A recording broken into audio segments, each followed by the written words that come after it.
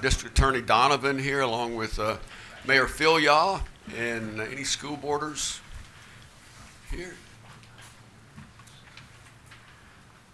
I'm missing somebody. Okay. Well, welcome everyone, and glad to have you here. Thanks for participating in your county government. Also, Brian, if you'd bring that list forward, and if you have any phones on, it'd be a good time to turn them off. It's always a pleasure to have Chaplain Meeks here, and I've discovered a little bit more about Chaplain Meeks, who's the chaplain for the Sheriff's Office Department. He also is a full-time pastor in the Buchanan area, and he loves to deer hunt. He has a hobby, and he can even show some of it off to you because he's got something he made on his waist. He likes to do leathercraft hobbies. So, Joe, we don't know what other talents you have, but we appreciate you being here for our prayer and invocation and our pledge this morning. Thank you for that, sir. Well, the leather started off when I evacuated a deer stand and broke both my ankles and crushed my right foot. So we had to find something to do that wasn't quite as active. But I really appreciate y'all letting us come this morning. I was thinking about what to say, and when Paul was talking to the church at Colossae, he sent them this at the start of his letter, and I thought it was pretty good. It says, "For this cause we also, since the day we heard it, do not cease to pray for you and to desire that you might be filled with the knowledge of his will in all wisdom and spiritual understanding." And I know that y'all have a hard job. So let's pray. Father, we love you and we thank you so much for our county, Father, and the people that make it up and how we've seen it grow in our lifetime, Father, but we've seen the problems that arise also. I pray, Father, that you would touch the commissioners, Father. I pray that you would give them this wisdom, Father, on the problems that we have and the different things of the day-to-day operation that most people don't even think about, Father. But I pray, God, that you'd grant them this wisdom and understanding on how to deal with it. We pray for all of our public officials, our Department of Safety, Father, the deputies, fire, everyone, Father, the marshals. I pray, God, that you'd build a huge hedge around them, Father. And I pray, God, that you'd make it strong, Father. And I pray, God, that you'd touch our school systems, Father, with the things that they're dealing with the children, Father. And I pray, God, that you'd just bless it all. In Jesus' sweet name, amen. While we stand for the pledge, salute, pledge. I pledge allegiance to the flag of the United States of America and to the republic for which it stands, one nation, under God, indivisible, with liberty and justice for all. Amen. Thank you and God bless you. Thanks so much, Joy. Under the minutes of the January 24th, 2019 work session and also the January 24th board meeting minutes are available for review. Under announcements, under our Positively Paulding segment, we're very glad to let you see the start of an adaptive recreation field out at Burnt Hickory. I was out there last week, and they didn't have the turf on it, but making a lot of progress. And after the video, I guess Michael or maybe his assistant Britt are going to tell us a little bit more about it because there's a new league that's coming just this spring.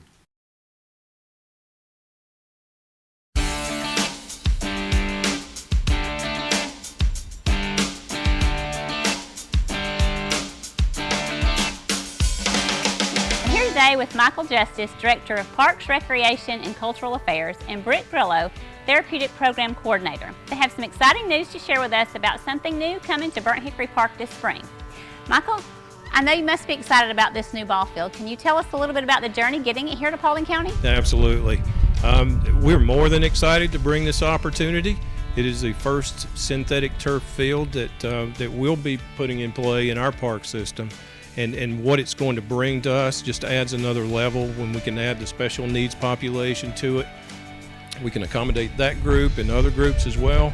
We're just excited for the opportunity to get it done in a couple of weeks and start using it. It's less maintenance cost, but the use that we'll get out of it will be, tenfold. We're really excited about the new Trailblazer League. It'll comprise of different age groups in a non-competitive baseball atmosphere. So everyone plays, everyone hits, everyone runs, no outs, and we'll keep score just for fun to keep the traditional baseball element. I think one of the things that we need to add to this is that this is a SPLOST project. So, it's been made available because of that vote, and because of the public's interest in parks and recreation programming and facilities. So without that, this wouldn't be happening. It gives us the opportunity to provide new things. This is an entirely new division for us with the therapeutic recreation. So excited to see what Britt can do. We're always looking for volunteers, we're looking for coaches, and we're looking for participants to help us get this thing kicked off right.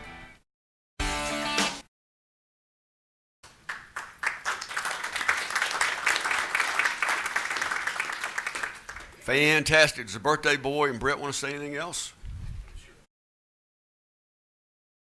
Good morning. Morning. Thank you.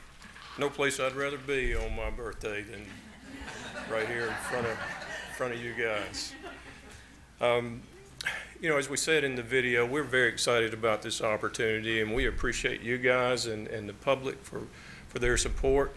While we were preparing for this, and while we are still preparing, we've taken the opportunity to visit a number of different sites that have successful programs, and we visited those sites and met with those staff members, and the way that we're going to start it is the way that they have recommended that we start it.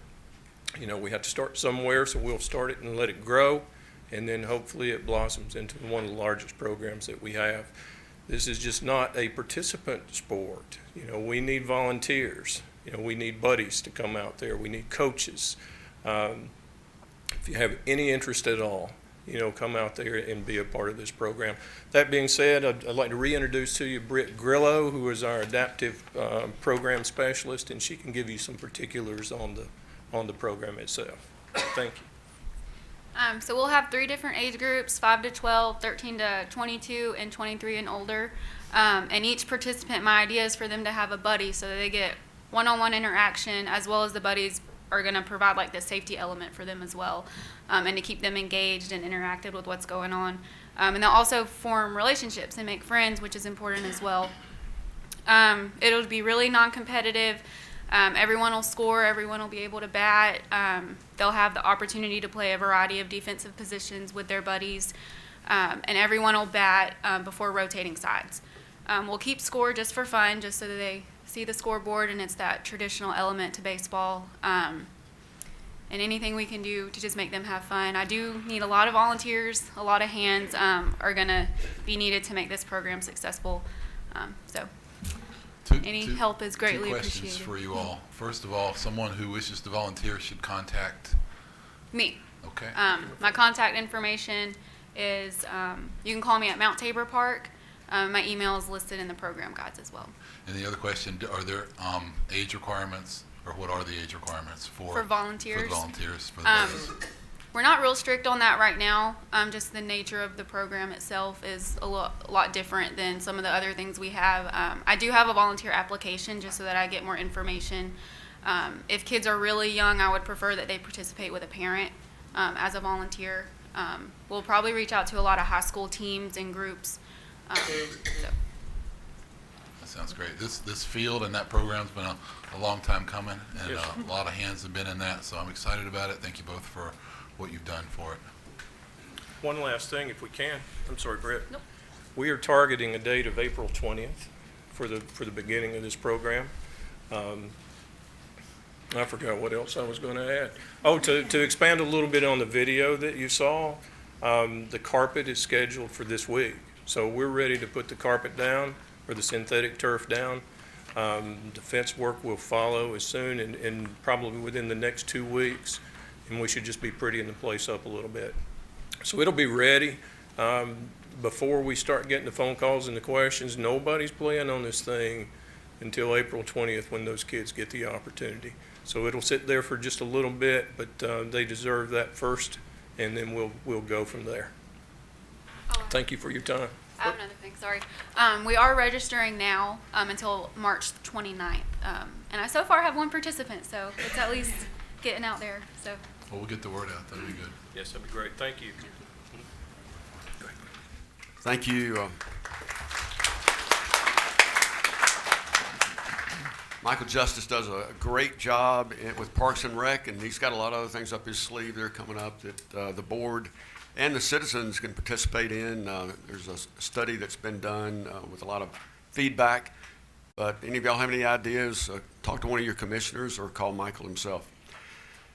I'd like to announce it. If you get hungry today, Ron's hungry all the time. I'm always hungry. Between 11 and 2, we're trying something out for the employees, primarily for their morale, to not have to drive somewhere to eat. There's a gentleman who runs the Little Red Wagon, and he's going to be parked right outside of the building over here. He's got a very reasonable and delicious menu. So I might run over you trying to be first in line today, but I just wanted to make that announcement. Good opportunity. Also, the people over in the courthouse building. All right, so under invited guest, we've got District Attorney Dick Donovan, who's going to just make some comments and I think invite us to do something. So, Dick, it's always a pleasure to have you here. Thanks for coming over.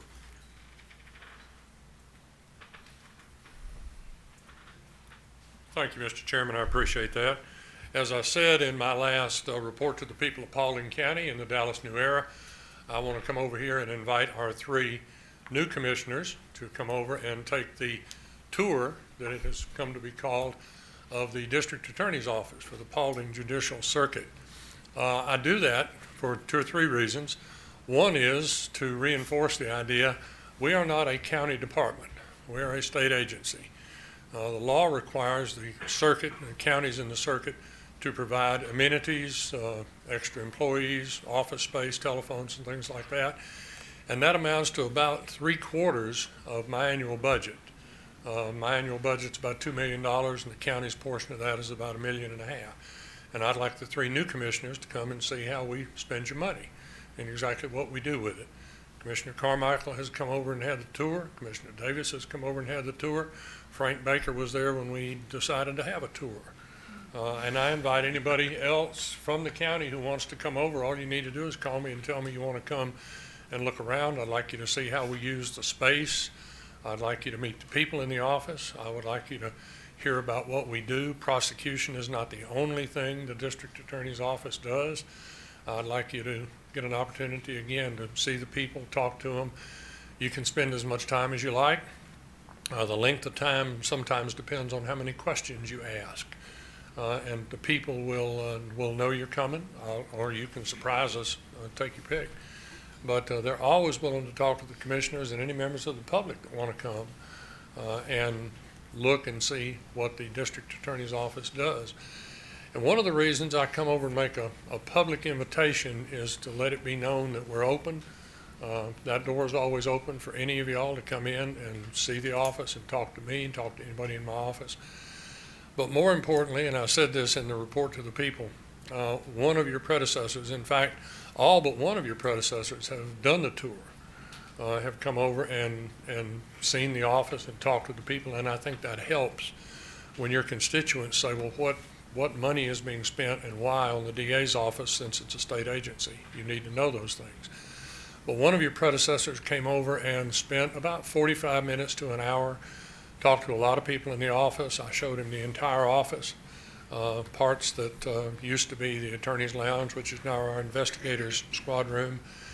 And we got to the front door when he was leaving, and he turned and looked at me and he said, I thought you had about 5 people over here. And there are 44 people in my office this morning. If you count me, there's 45. I don't know what he thought 5 people were going to do with $2 million. That's $400,000 apiece. I've been told I'm high maintenance, but I'm not that high maintenance. So I would like you all to come and see what we do, and it's an open invitation to all of the commissioners, for the ones that have been there and the ones that have never been there, and for any member of the public that would like to come and see. And I appreciate your time. Thank you, sir. Thanks so much, Mr. Donovan. Yes, sir. Appreciate it.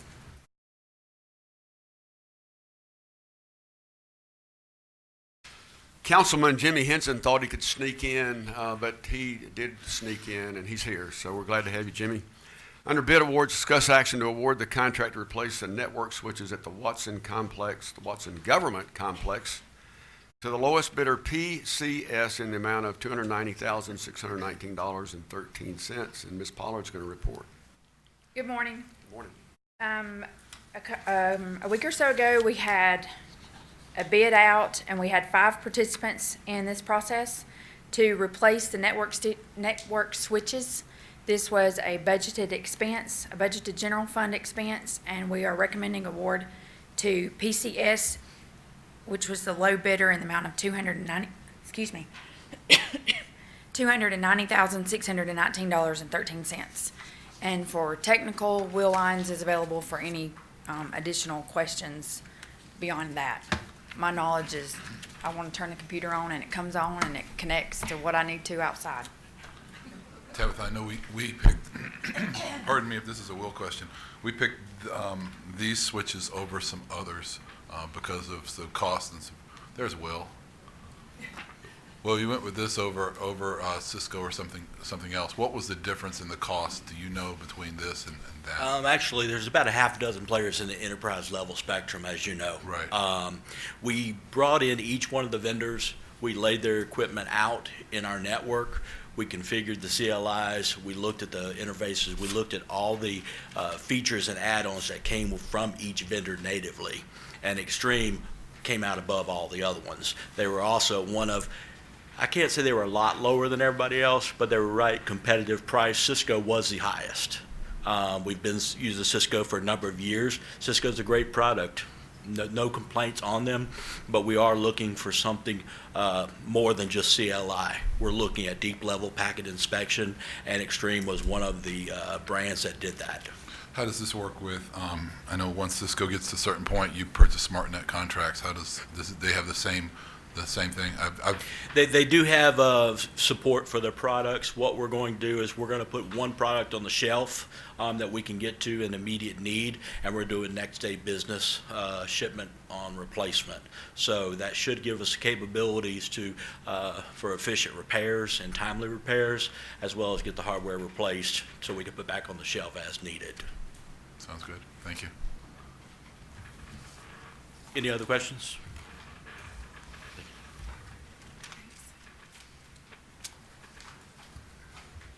Number 2 is discuss action to award the public safety software replacement project purchase in the amount of $1,521,955 to Tyler Technologies. We have a representative from Tyler here, and Ms. Pollard and Mr. Mumford are going to team up to answer all our questions. I'm only going to speak to the process. So we had 9 participants in this process. 2 of those 9 actually provided exactly what we were looking for. So we started with those 2. They went through it, the selection committee went through an extensive review, interview process for these, and they are recommending award to the low bid of Tyler Technologies in the amount of $1.5 million. And David Mumford's got more from those agencies that will be impacted by the product. Morning. Good morning. See if I can have a PowerPoint. Password is there, okay.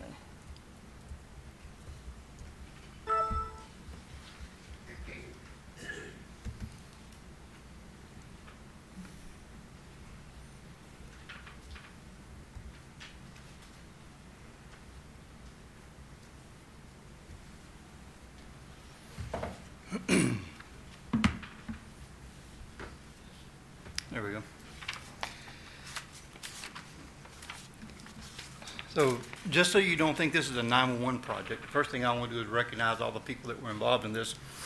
This was the committee consisted of sheriff and the cities, 911, marshal, animal control had some input, fire department, and IT kind of helped us pull all this together. So everybody that was on the committee is scattered about. If you guys will stand up to be recognized or step forward to be recognized.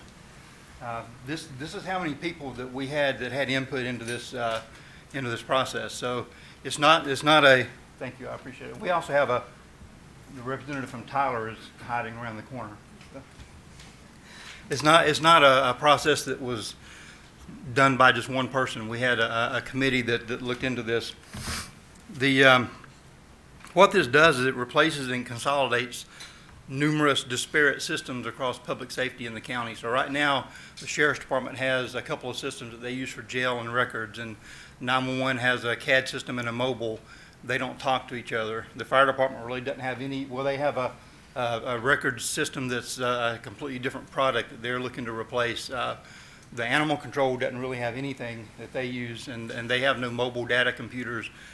The cities have their disparate, and we all work together. So what we did with this system is we looked for a system that will bring all these agencies together and allow us to share data on a level that we've never seen in public safety before in this county. The 911 Center was looking at replacing our CAD system in mobile several years ago, and for various reasons that project got placed on hold. And when we started up the project again about 12 months ago, we realized with the new jail coming online that the Sheriff's Department was also looking for some software systems. So we got together with them, and we're like, why don't we look at a system that brings us all together into one so that we can all share.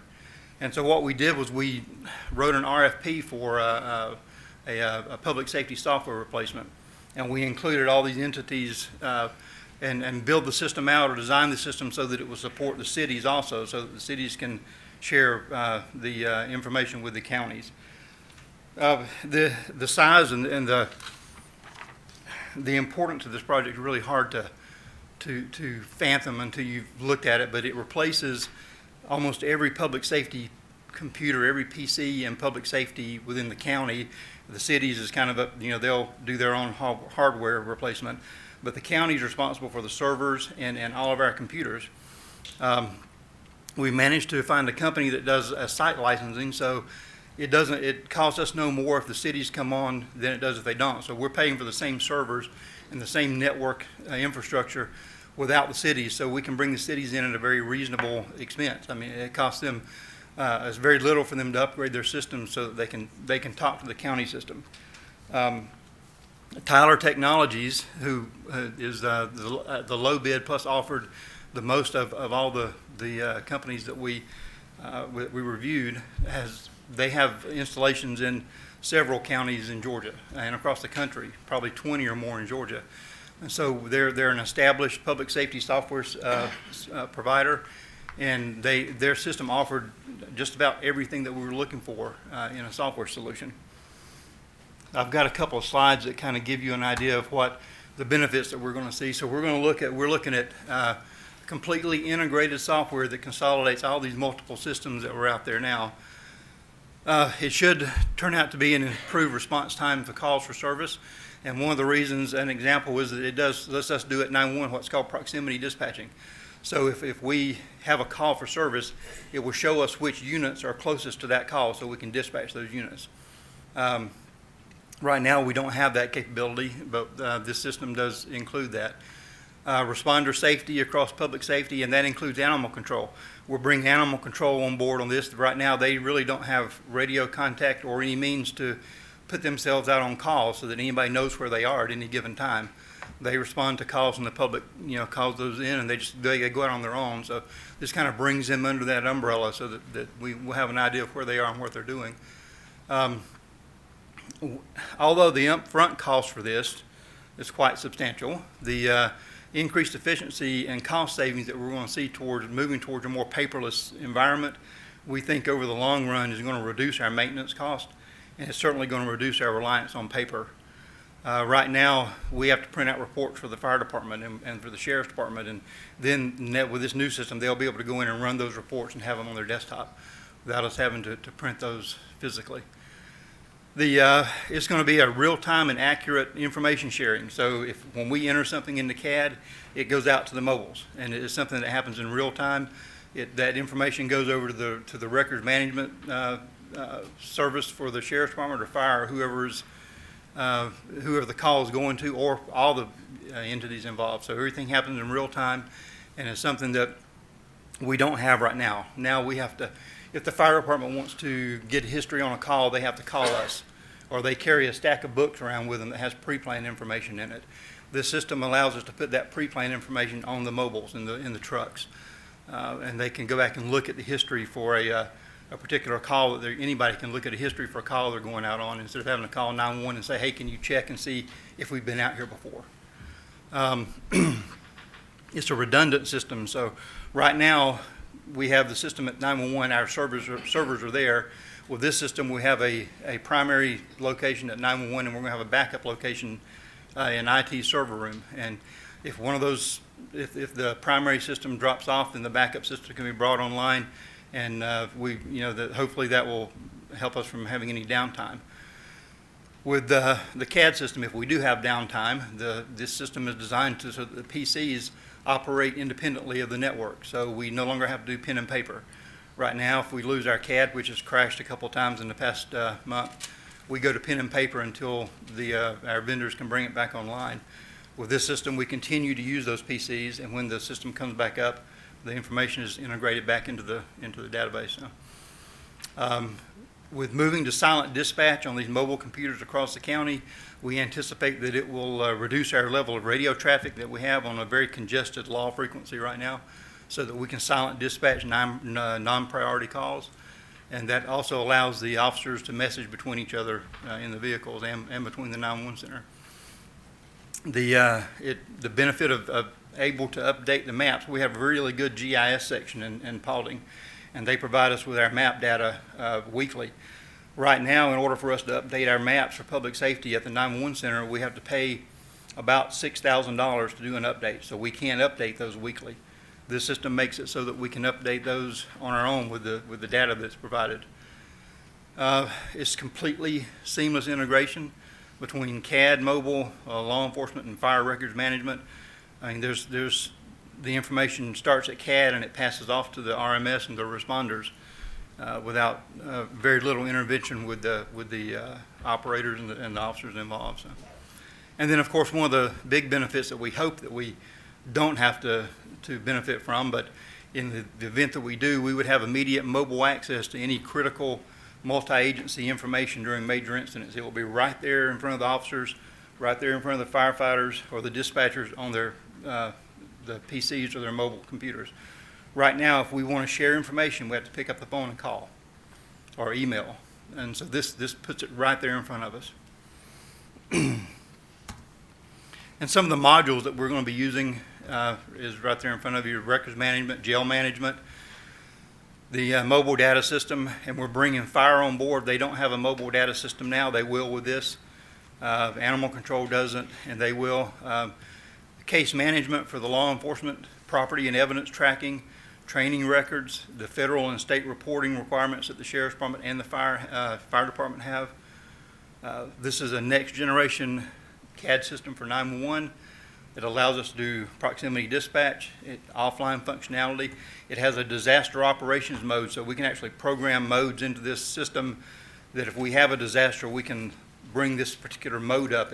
For instance, sometimes if we have a disaster, we'll split the county in half and we'll dispatch to one half of the county on one radio frequency and one half on the other. And this allows us to build those disaster modes into CAD without having to do it manually. And it also gives us enhanced reporting features that we don't have now, so that we can better track our response times and our call times. For the fire department, it ensures that they meet their federal compliance for fire reporting. They can have station activity logs, their inspections, where they go in and right now manually do fire inspections for buildings. It'll now be on a tablet. They can capture those signatures in the field. They can track the hazardous materials throughout the county, pre-plans, hydrant inventories, patient care reporting. As I said before, the fire will now be moving to a mobile data system so we can silently dispatch fire trucks. That's a really quick summary of this system. It's a very, very comprehensive and a large product. One thing that the award today is half of the project. So this is the award for the software part. And you guys have the figures for what we anticipate the award for the hardware will be. We're going to do a bid package for that. We're hoping that comes in under what but the total project amount right now we're estimating at $3,005,000. And the second half of that, of course, is all the hardware, the servers, and the computers that have to be replaced. And we're going to do that on a separate bid. But today is just for the software so that we can get started on the configuration. I don't know if anyone else has anything they want to add, or if you have any questions. Does the software work on our current hardware? The software will not work on our current hardware, so it requires new servers, and there's a handful of computers that it will work on, but for the most part, our computers have to be replaced.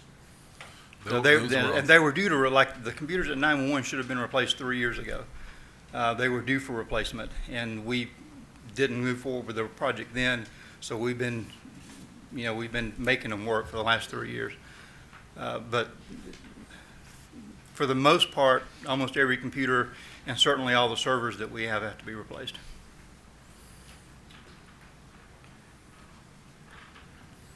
The maintenance fees, the Right. year 2 through 5 maintenance, is that, that's not part of this bid? The first year's maintenance fees is included in this amount, but after that, we'll be billed yearly for maintenance after the first year. So once we accept the project, that first year, maintenance fees start, and then after that, we'll be billed yearly. Right now, we're paying yearly for maintenance fees for all these disparate systems. And for instance, at 911, our annual maintenance fee for our CAD system and such runs in the area of about $60,000 to $70,000. So that's just for us. But the one thing that Tyler offers with their maintenance fee package is it's an evergreen license. So any updates, any new software that they come out with, as long as you have that maintenance agreement, the county and the cities benefit by getting that. There's no charge other than maybe trainers to come out and train us on how to use the software. So we believe if you look at everyone's maintenance fees together that we're actually going to probably save money. We haven't figured that out completely, but we think we're going to actually save money on maintenance in the long run, at least break even. And another thing that, and this, if we want to add, let's say we add a mobile computer right now under our current system, we have to buy a license for about $3,000. We have a site license with Tyler, and if we have a computer that breaks in the middle of the night, we can add a computer, add a license, and bring that officer up online without having to go through a purchasing process to purchase a new license. So we do have a site license for this entire system. Any other questions? Thank you for that information, David. Thank you, David, and Mr. Walter, thanks for coming out today.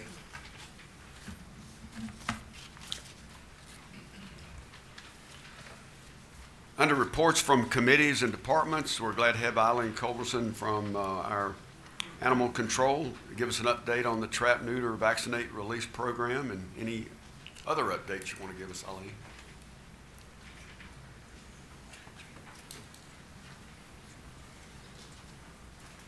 Good morning. Good morning. Morning. Excuse me. To those of you who don't know me, my name is Eileen Culberson. I'm the facility manager at Paulding County Animal Control. I've been there almost 12 years. In my 12 years, I've experienced highs and lows. Most of the lows have been because of the one thing that no one wants a part of in my job, and that's euthanasia. The list has to be made every week, and that list consisted of animals that had to be euthanized. Most of the animals on this list were feral cats. Why? Because there is no room in our facility to house these cats and because they're not adoptable. So I'm going to fast forward to May 2018. Because of the efforts of several people and Best Friends Animal Society, a proposal was presented to the Paulding County Board of Commissioners to adopt a TNVR, Trap, Neuter, Vaccinate, Release program in this county. These feral cats are now known as community cats. This means that they have no owner and they live in that area. This program is right now being funded by donations from the public and other organizations. We are also currently working on some available grants. West Georgia Spay Neuter, as you see on the screen, has a program that's called Spay It Forward. So any donation that's made to them in our name is actually double, dollar for dollar. And this goes to our TNR program. This program is still very new to us, and we are continuously learning on how to make it better. I am very excited to announce that over 320 community cats have been saved because of this program. And better yet, we are noticing a decrease in our cat intake. The list that I talked about earlier no longer exists. Because of this, I don't have to make that list for euthanasia every week. Some of these cats cannot be released back to their original location because of some extenuating factors. So we're always looking for barns or businesses that can use these cats fully vetted to help with the rodent population. Another reason our euthanasia rates are low is because of our wonderful volunteers. I don't have enough time to name each one of them, but they know who they are, and I want them to know how much we truly appreciate them. They take photographs and videos and just simply come in and spend time with the animals. A few weeks ago, a group of volunteers came in on a Saturday and had a photo shoot. He had photos, but they're not, there we go. So thank you, volunteers. And if anyone would like more information on becoming a volunteer, please contact us. And he's showing some photo shoot photos there. I'm just reading through some of those. If anybody has any questions, anything on the TNVR program, Hey, Eileen, most of these still need a home, so. I do have one question if we can Yes, sir. I'll focus while the pictures of the dogs are up here. You mentioned intake, decrease in intake on the cats, and that was one of the things that we had talked about. We expected to be a benefit from the TNVR program when we launched it last year. Yes, sir. Do you have, I don't want to put you on the spot, but do you have a ballpark of what the decrease has looked like? I don't have, yeah, sorry. Roy stuck his tongue out at me there. I don't. I can get those stats for you and email you. It's not been a year yet, and actually since we really started doing this, but each of you get our monthly report, and you see our rates are very low. Awesome.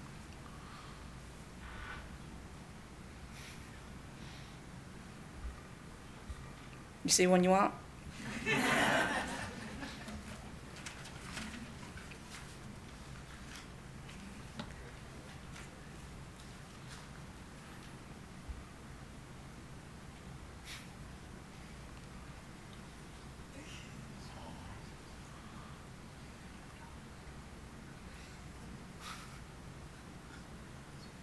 How'd you get him to smile? I wasn't there. I can't take credit. I'm sorry.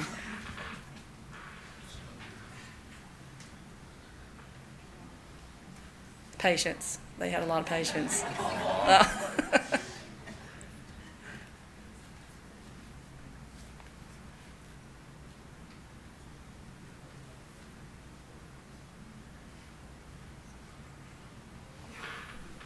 Any other questions? Well, I would like to invite the new Board of Commissioners to come out and to our facility also, like Dick Donovan said, and come out and meet us and see what we do. I know he asked earlier about the age of a volunteer. What's the age for a volunteer out there? Well, it has to be 18, over 18, but if you're with a parent, we do accept them with their parent. We get a lot of those. We also get a lot of the beta clubs and things like that that just need a couple hours, so they come in with the parent's permission. So it's 18, but again, we take those with their parents with them. They come in all the time and love it. Yeah. My daughter, she's out there once or twice a week, so you'd probably, her name's Callie. Okay. You probably recognize her if you saw her, but She reports back good stuff, right? Huh? She reports back good stuff, right? She loves it. Okay. But she's 17, so. She's with the school program, I think. Yeah, Yeah. if she spent too much time out there, I'd have to build a barn just for the animals she brought back, so. Thank you for all you do. Thank you.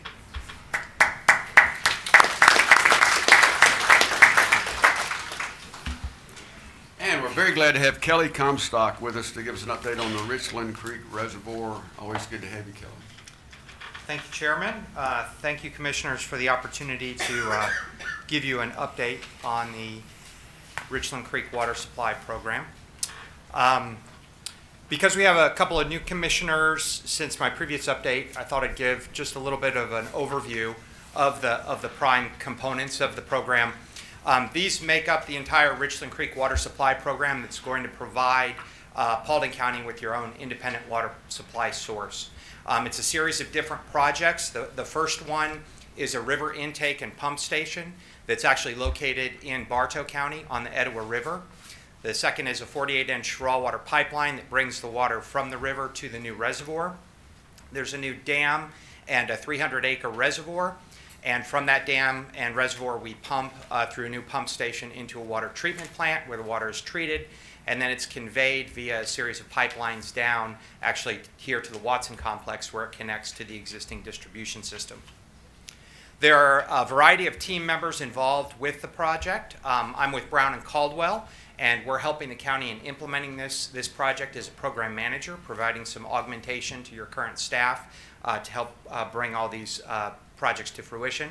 Arcadis is the primary designer of the dam, water treatment plant, and pump stations. Atkins is the designer of the finished water pipeline project. PC Construction has a construction manager at risk contract for the water treatment plant and pump stations.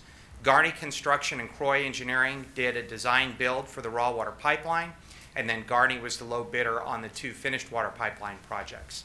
And then Brad Cole Construction is the reservoir contractor. So there's a host of different individual companies working on the program.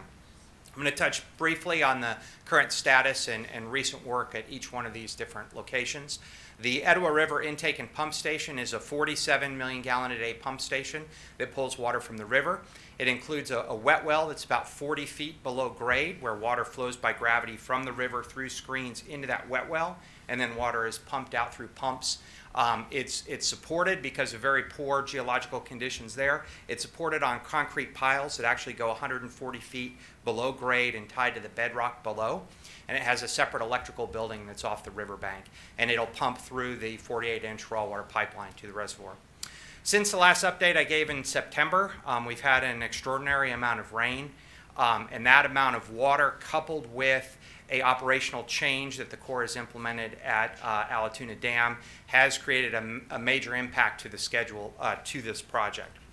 Here you can see this picture here. You can see that's the wet well and the operational level of the river when they had sort of made their modification to operate at a higher power release. So they've been producing higher releases through Allatoona Dam now that they've brought their generator system back online, and it's resulted in a normal operating stage of about 14 feet, which has caused a major impact to us. So the overall impact from April to October was somewhat of a slowed impact because it was somewhat manageable. It was very cyclical is when they did these major power releases.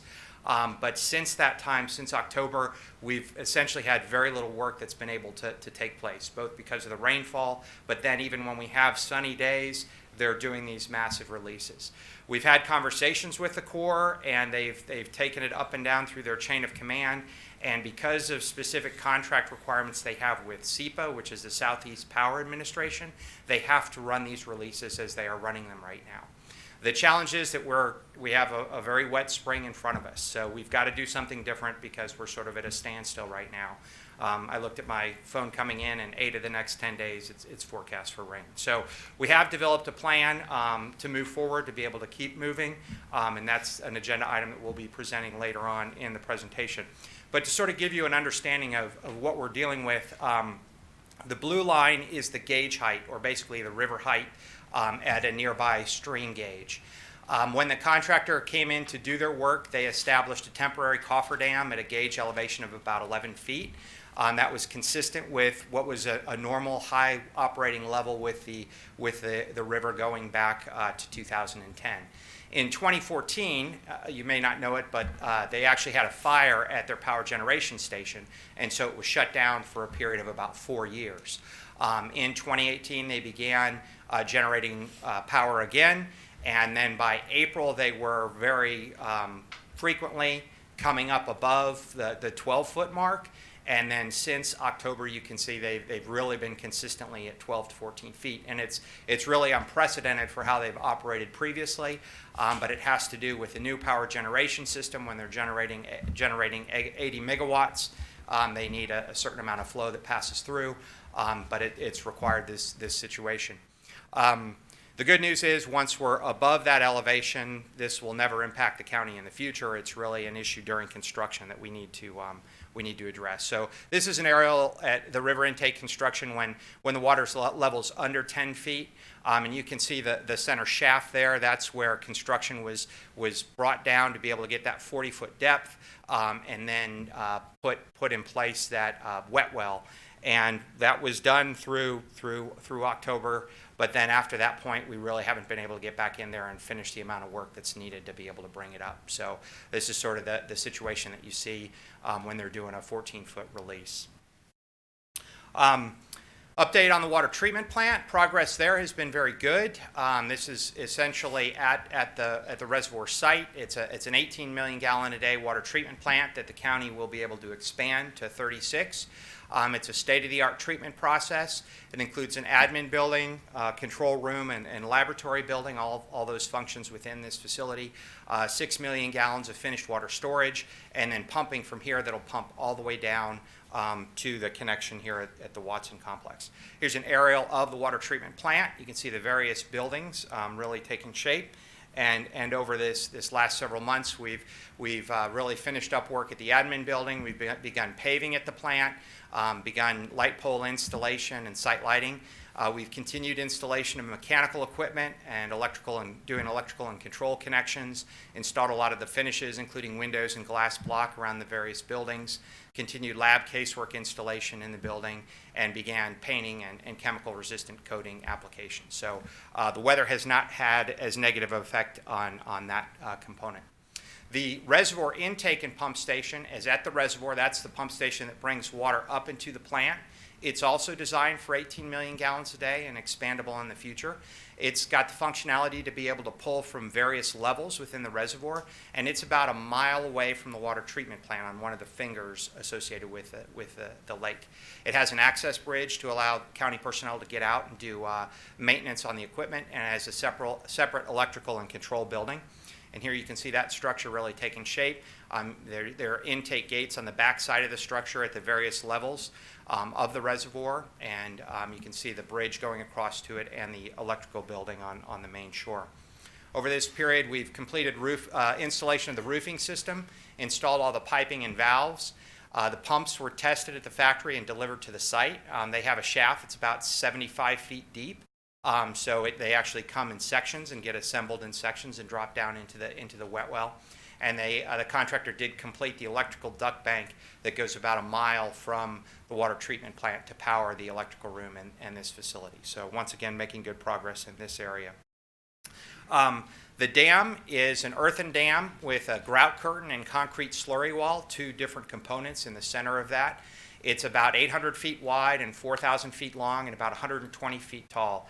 It'll require about 2.5 million cubic yards of soil. So just to give you perspective, a typical dump truck will handle about 10 cubic yards of soil. So you're talking about 250,000 dump truck loads full of soil. It has an outlet structure to maintain minimum flows in Richland Creek. And ultimately, the reservoir will be about 300 acres and hold 3.6 billion gallons of water for the county. This is a picture of construction on one of our sunny days. You can see the embankment really taking shape, and you can see the outlet structure to the side. The contractor was able to complete the slurry wall installation in the October timeframe. Rain has slowed production in terms of the earth placement. That's all they really have left to do is continue the embankment up, but they have to maintain very specific moisture conditions as they place it. So if we get a rain on a particular day, it may take 2 days of the material drying out before they can really continue work on that. To date, they've placed about 1.6 million cubic yards of the 2.5 million cubic yards of soil that they have to place. So that gives us about 9,000. They're able to place anywhere between 9 and 12,000 cubic yards a day. So you're looking at about 90 days or so of decent weather, and we should be able to top this thing out. A little bit of update on the finished water pipeline. There are two different projects. One phase that goes from the water treatment plant down 61, parallel to 61, to Walraven Place. And then a second phase that takes off of Walraven Place and comes all the way back behind the Watson complex here and ties in on Highway 278. And there will be a booster station here at the Watson complex to increase the pressure up. For the Phase 1 project, they've completed 22 of 23 bores at road and stream crossings, and they're finalizing their last one this week. They've continued pipeline installation. They've got about 45,000 of 56,000 linear feet installed. and they've begun clearing on the Phase 2 pipeline. So we anticipate that they should be done by the end of March with all the construction along 61. I know that's a question a lot of people have. We appreciate the patience of the community, and they are buttoning things up along 61 and finally getting that out of the way, so it won't be in front of everyone. And so just in terms of overall project construction schedule, the raw water pipeline, as I mentioned, is complete. We're projecting the water treatment plant to be complete in May, although the reservoir won't be full at that point. It will sit ready to begin production once we get water to the reservoir. The dam, we're anticipating it would hopefully top out by June if we get a consistent stay of decent weather. Right now, the critical path is the Etowah River Pump Station, where we're projecting that is completion with September if we can move forward with the plan that we've got in place. Finished water pipeline would be in the April timeframe for Phase 1 and September timeframe for Phase 2. So as we're projecting right now, we're still planning to have everything online by the end of the year as originally intended. And so with that, that's a sort of brief update of where we are. I'd be happy to answer any questions that anyone has. When's it going to be dry enough to do some more tours? We're actually planning, in the fall, we had a field day where we invited the public out. We had about 100 people come out. It was a great way to do it. So we're planning on doing that again. We're just waiting for the weather to get a little drier and a little bit warmer. We're probably going to look to do that in the April timeframe, and then we'll announce it to the public ahead of time so that they can sign up and take part. Hey, just a question. As far as 2009, I think when we had the floods, what kind of capacity does that reservoir have as far as inches of rain before added outlet would have to happen? Sure, very good question. So this is a pump storage reservoir. We have a very small drainage basin. It's only about 2.5 square miles. So to fill the reservoir, we're having to pump from the river. So what that means is we get very little recharge with natural rainfall. That being said, we have run scenarios that are sort of worst case scenarios, that if the county turned all their pumps on and forgot to turn them off and they were pumping the full capacity of the pump station into the reservoir, and we had a 18-inch rain event, which parallels those 500-year events that all occurred at the same time, we still, between the normal operating level would be considered the full point and the top of the dam, we can contain that entire volume. So we've got sufficient volume within that area, and that would assume that the outflow structure had something clog it up as well. So you would have everything that could ever go wrong. We still contain that massive flood without ever having anything go out the backside. So that was thought through. We revisited that a couple years ago with all the flooding that was occurring up in South Carolina, and they had some dam breaches and stuff. But because of the fact of how this is going to operate in the small drainage basin, we don't face any of those type of challenges. Other questions? Once again, thank you for the opportunity to give you an update. Thank you, Kelly, so much for coming. We have no one who's signed up for participation on agenda items under the consent agenda. Just one, adopt the revised job classification for library services coordinator. Would anybody like to move that consent agenda item into regular business? Under old business, we have none.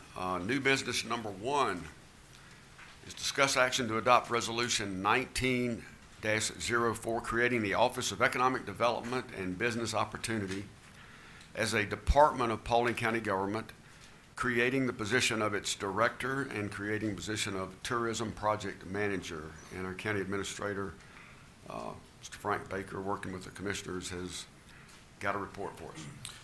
Mr. Chairman, thank you. Board, I'm pleased to present this to you this morning. The board had asked, along with the chairman, to get some input from staff. So we formed a committee. We had a committee of some 4 of us that took a look at this scenario. And the scenario is, if the board decided to create an internal department, how best could we go about evaluating that and looking at the best methods, excuse me. A little tongue-tied this morning. Actually, the Mr. Chairman, the flowers.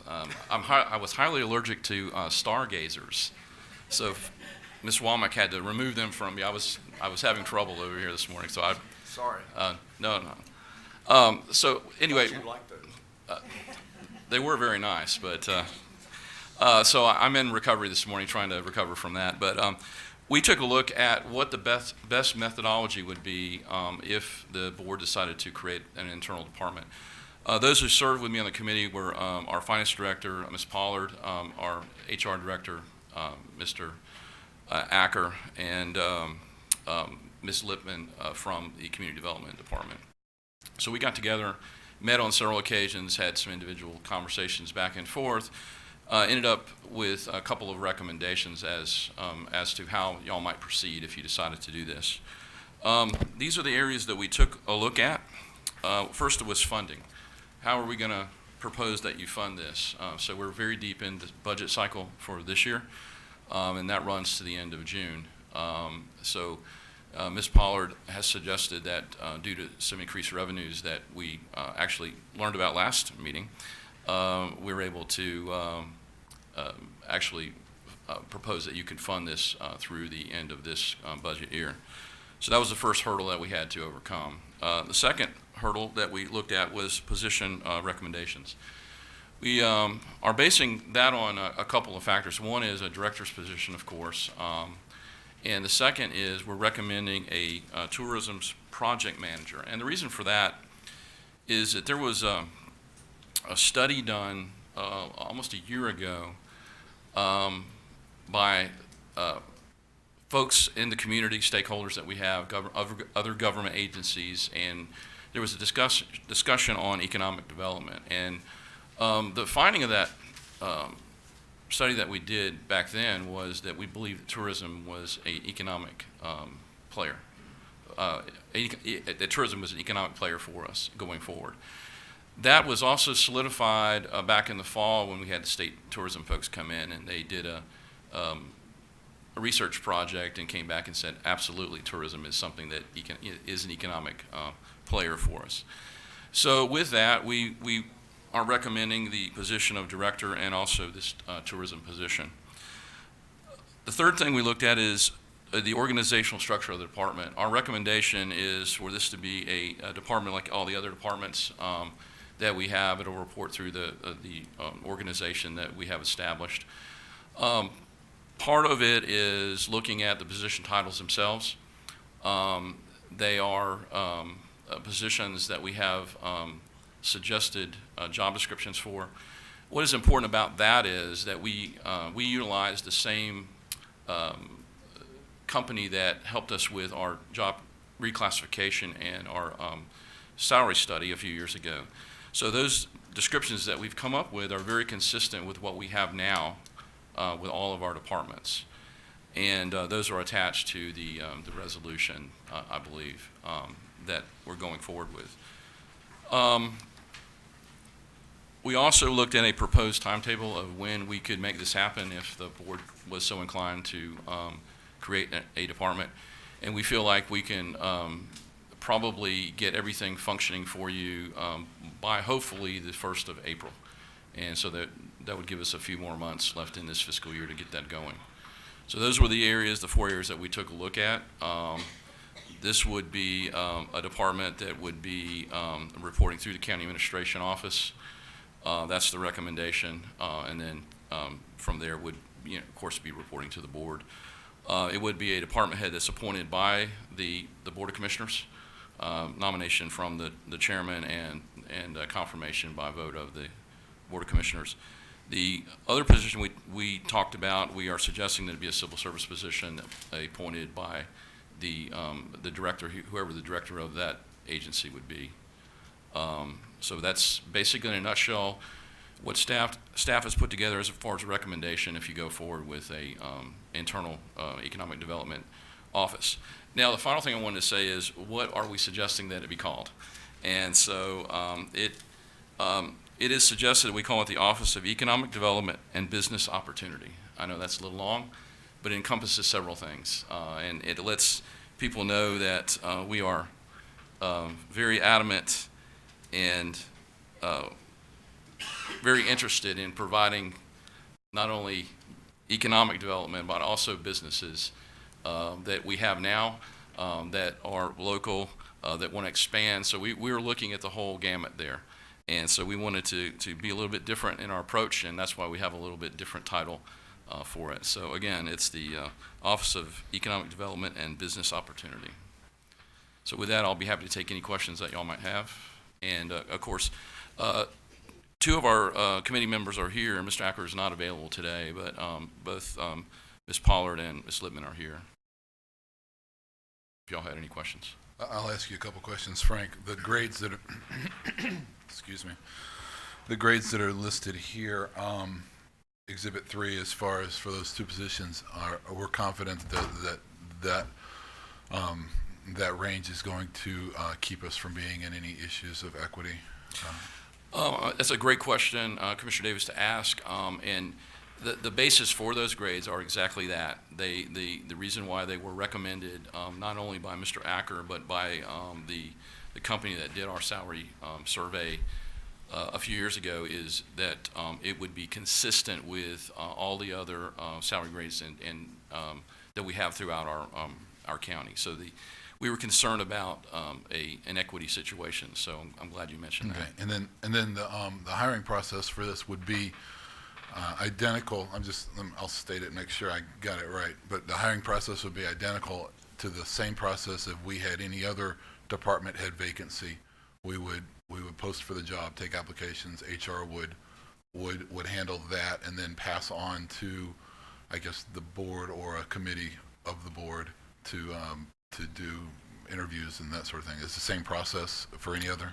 Yes, sir. Absolutely the same process. Again, it's very consistent with what we do with every single department that we have. And that even includes the second position that I mentioned, which is the tourism position. And that would be posted as per our county policy, interviews per county policy, and everything that we normally do with that position also would be the same. So the plan would be to hire a director and then have the director be part of the hiring process for the other position? That is our recommendation, yes. Okay. And then the only other question I have is, I know we talked about how it fits in the org chart. I didn't see an org chart. Was there one that I should have seen, or did I overlook it, or has it not been updated? There was an update on the org chart, and I believe it may have been in the backup. It was the last thing that we had. It was a little difficult for us to get that completed, but it would flow through county administration. So this as is going to opposed report to the county administrator just like the other positions that report to your position? Yes, sir. That's our recommendation. Okay. I think that's all the questions I have right now. Thank you, Frank. And thank you to the others, Ann and Tabitha and Brian, wherever you are. Thank you all for your help on that. Well, I'd like to add to that thanks to the committee, the task force that brought this together. And we can go all the way back to November of 2016 or 2017 when we started as a staff of 12 members all day, facilitated by the Carl Vinson Institute, to go back where we've come from, where we were, and to look ahead. And then we were able to get, that was 12 people. We were able to get 30-something people together with business leaders, educational leaders, more of our staff on March 22nd of last year. So we are coming up on about a year. And the takeaway from that was use what you've got. Paulding County, you got a beautiful county. You've got a lot available. You've got a lot of resources. And that's where we all had takeaways from that meeting. Again, just citizens that were business people and others. So capitalize on tourism. And then as we've gone through an election cycle and the candidates all discussed economic development, we all recognize in Paulding County that our little 12% of our tax base, really it's less than 12% in the last year as far as revenue in order to provide services and other opportunities for the county, like Parks and Rec we talked about earlier, and all the other things. And and you go, I've got in my office a target, 12% is all Paulding County has that's commercial and light industry. To our west, Polk County has 27%. And you all in the room immediately know that if we're 12% commercial instrument, we're 88% from residential homeowners and property taxes. So we're anemic. So we know that our target is to improve that.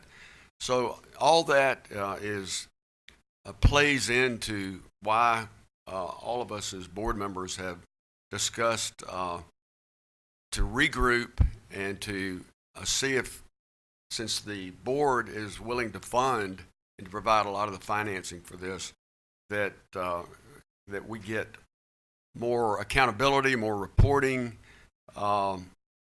just more interplay with what needs to happen around Paulding County. I would mention that other counties like Douglas and Cobb and Bartow, they're up 38% or so. So we got to keep our mind on the, or keep our eyes on the bullseye, and we need to keep all these things in mind, and that's one of the reasons that we're trying to come up with a different look at economic development. We all want it, we all need it, and it goes out to all the citizens because it could lower the property tax if we can be more successful.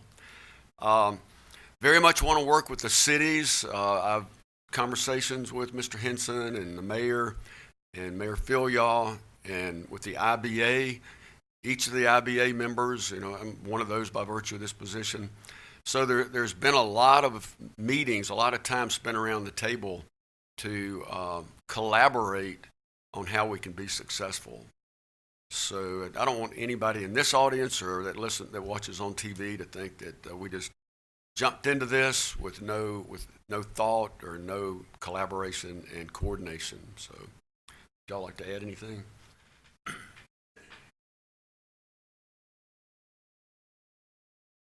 I just want to thank all of them who worked on it also. I think it is a much needed thing for this county. As a small business owner, I'm kind of a hands-on guy, and that's one reason I like to see it in-house.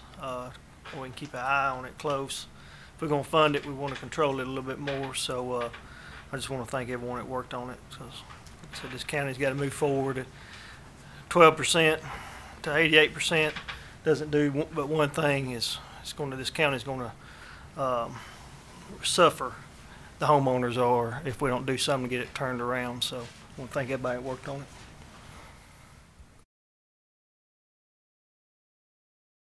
Mr. Chairman, if I could, I want to thank Mr. Phillips for helping out with the resolution. It's very comprehensive, and it took some time to put together. I appreciate all your help with it and working with the committee on it. All right, we'll move on to new business number 2, which is discuss action to appoint Jody Palmer to fill the unexpired term of Susan Israel on the library board with a term ending June the 30th, 2020, and also includes extending the term of Pat Rakestraw on the library board to June 30th, 2019. Mr. Justice. Thank you. As you guys are aware, most of your appointments run the calendar year from January to December. The West Georgia Regional Library System that we are aligned with, their board appointments, which come from these local boards, is the fiscal year. It runs July to June. We have some terms that expire there. I think there's one that expires next week. So what we're trying to do is attempt to align more closely with West Georgia Regional because of their board appointment schedule. Jody Palmer, Mr. Palmer would be filling an unexpired term of Miss Israel, which is one of those that expires at the end of June 2020, I believe. And Ms. Rakestraw's term actually, I think, is the one that expires next week. So in an effort to align, not have anybody in the short term, then we're asking that her term be extended until the end of June of this year. Just a little explanation because it's a little bit different. I'll be happy to try to answer any questions that you might have. Everybody good? Yes, sir. Thanks, sir. Thank you. New business number 3 is discuss action to adopt ordinance 19-01, amending resolution number 97-21, which created a board of tax assessors. to clarify the number of board members, to ensure each commission district has representation on the Board of Tax Assessors, and to ensure adequate time for the required training of the appointees. Mr. Stokes, thank you. Yes, sir. This has come up from time to time over the last several years with our Board of Assessors. Georgia law requires our Board of Assessors to, the first meeting of each year, they appoint their officers. Typically, commissioners are waiting till the end of the year to make the board's appointments. And that kind of puts us in a little bind as far as getting up to speed, up to education requirements, things of that nature. So our board has wanted to know what it would take to move that appointment up and leave the terms, the January 1 through the 12/31 dates alone. In conversations with that, the current resolution quotes the law, which is no more than 3 members, no more than 5, or no less than 3, no more than 5 members. The board is asking that the commissioners consider making it a permanent 5-member board. Also, in the current resolution, it's not stated specifically that each jurisdiction or each post commissioner have their own representation on the board. So the board is asking that each member of the commission district, it be specified that they have their own recommendation for the Board of Assessors. That would give each of you, ladies and gentlemen, equal representation on the board. It, however, would not require that person, that appointment, to be in your district. It's my understanding that there may be a problem with finding somebody in your specific district, which may be a good appointment for the board at some point in time. Our Board of Assessors has recommended this recommendation to you, and we're asking for your approval. It's listed as an ordinance, and this would amend the resolution that was adopted, I believe, in 1997. And I'll be glad to answer any questions that you may have. One question, maybe for you, maybe for Jason. The residency on the district. I get what you're saying, and I've had those struggles finding people to put on boards that are within the post. So I understand that there is still a requirement for residency in the county, though. Correct? Absolutely, that's Georgia law. Okay. Georgia law requires that each one of the Board of Assessors be a resident of Paulding County within 6 months of taking office. Okay.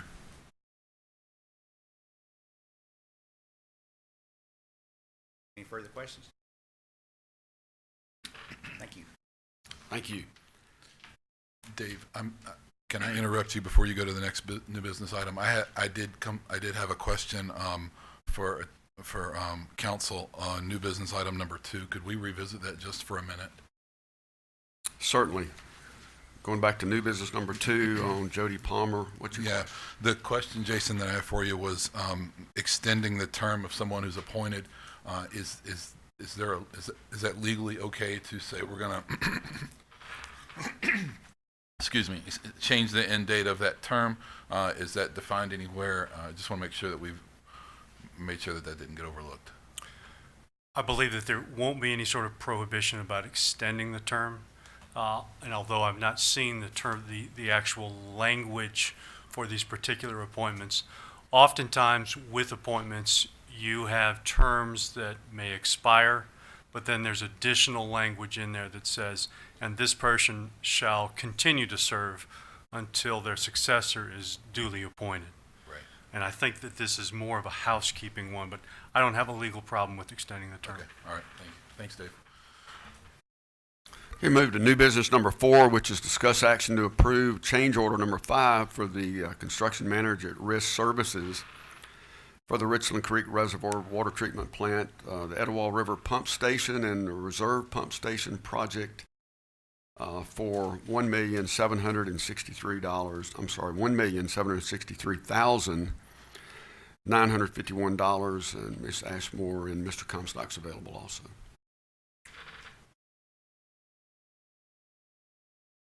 Just to take you back to Kelly's update, this is associated with the flooding and I'm here frequently talking about drought, and it seems odd now we're talking about flooding.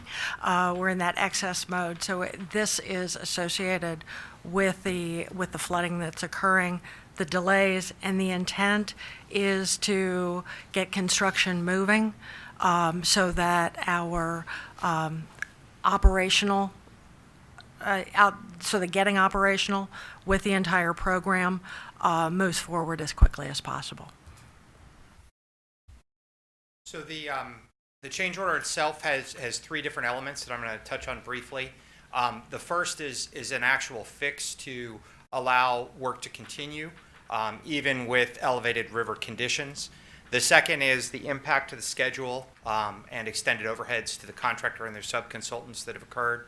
And then the deep foundation construction impact associated with the flooding as well. And as I mentioned before, this is the condition that we're dealing with right now.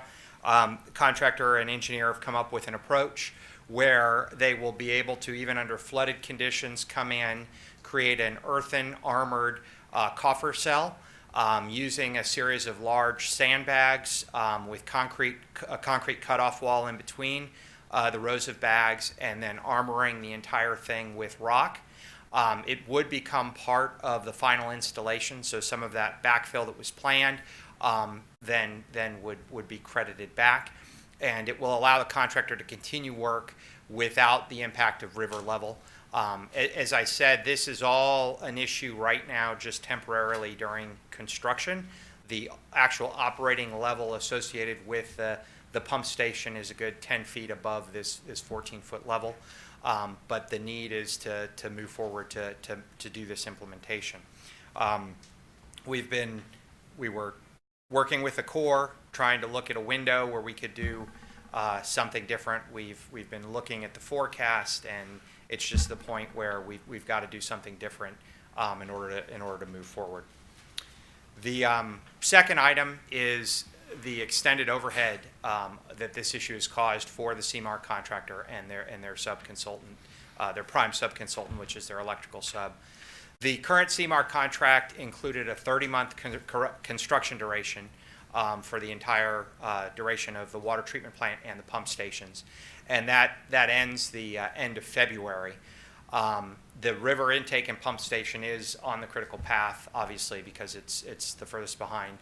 And as we've looked at this issue, it is compensable to them under their contract, as it's not directly a rain issue.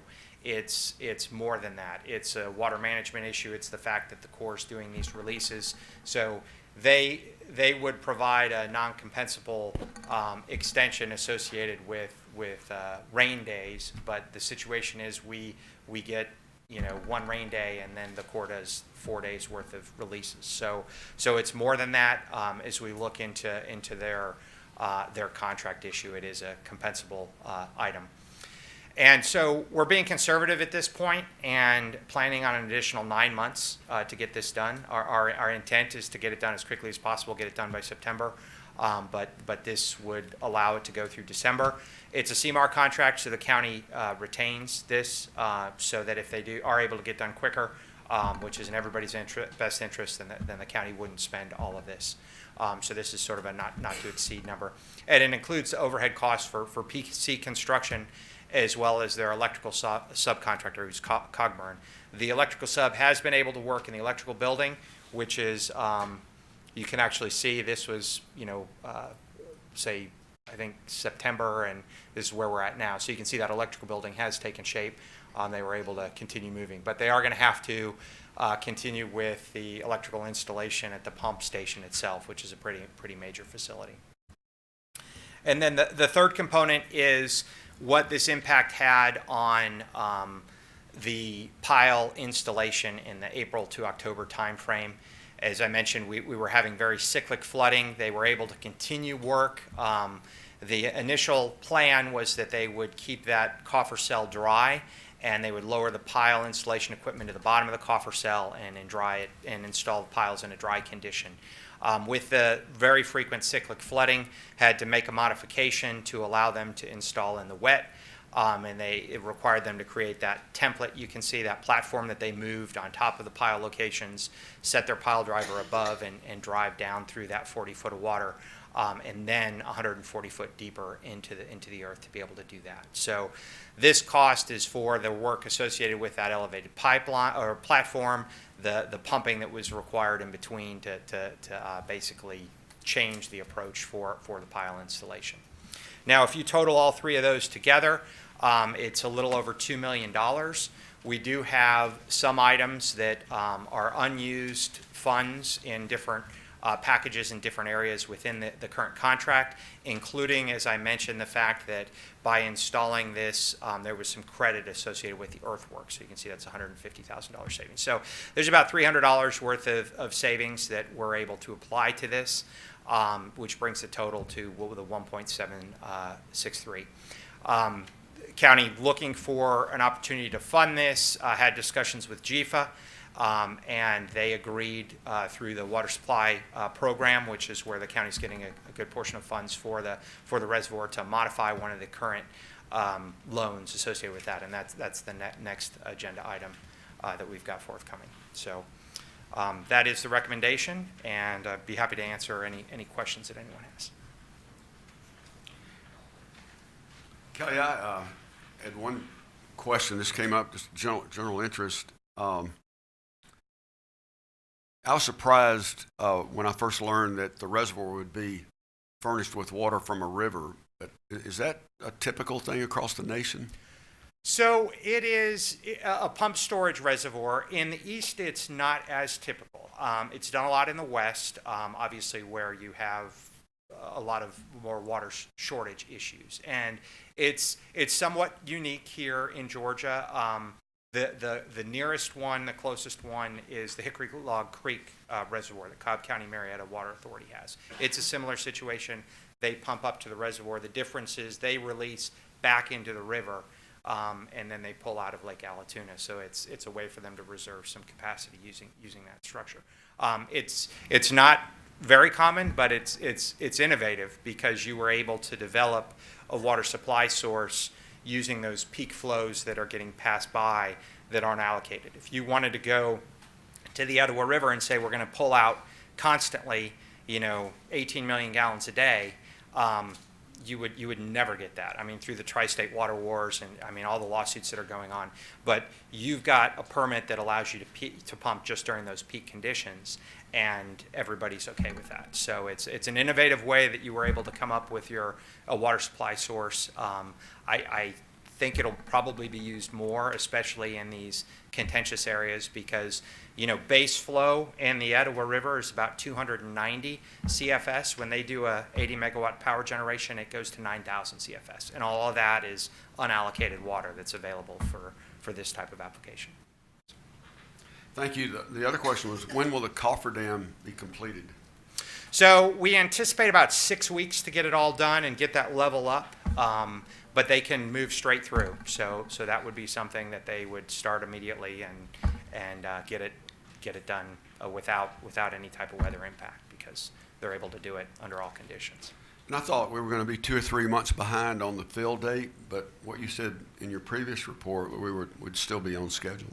So our plan is, sort of the September timeframe, provided construction goes well with everything else associated with the pump station.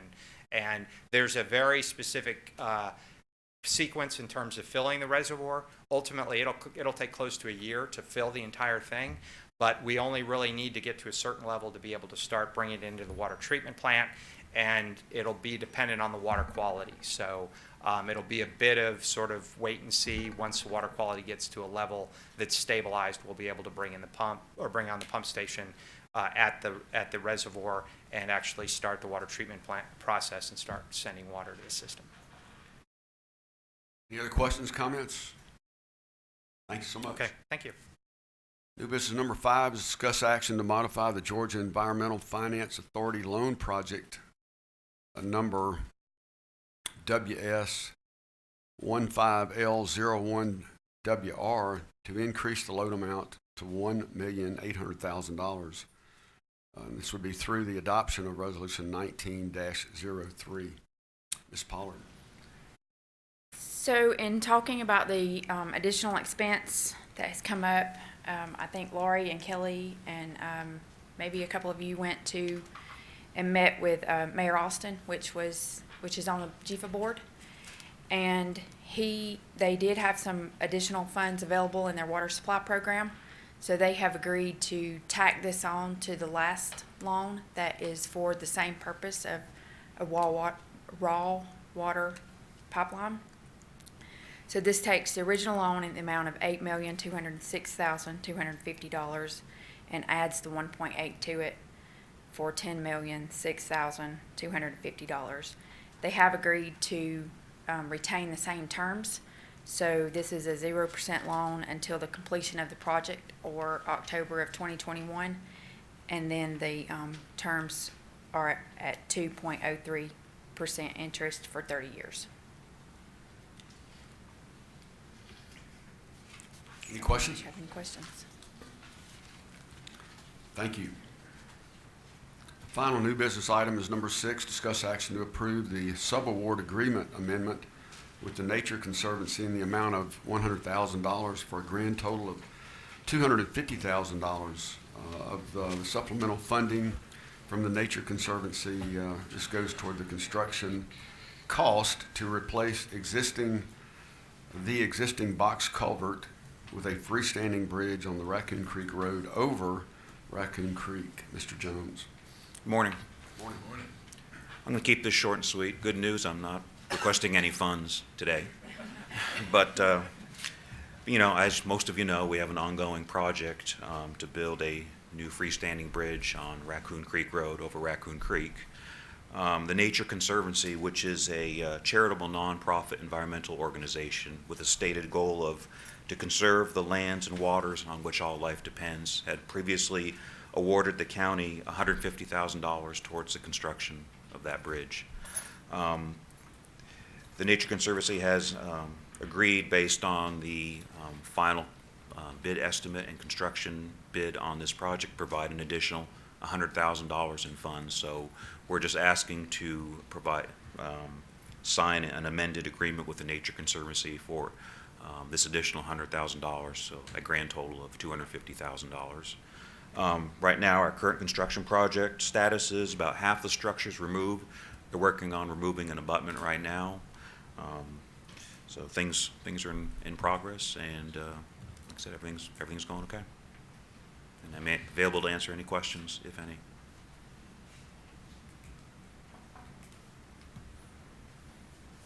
Thank you very much. Thank you.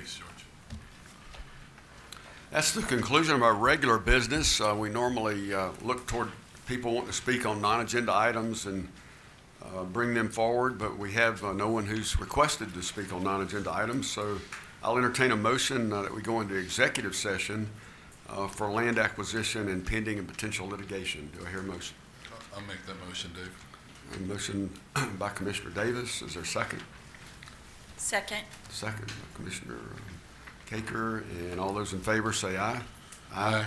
Any opposed? We're adjourned to executive session.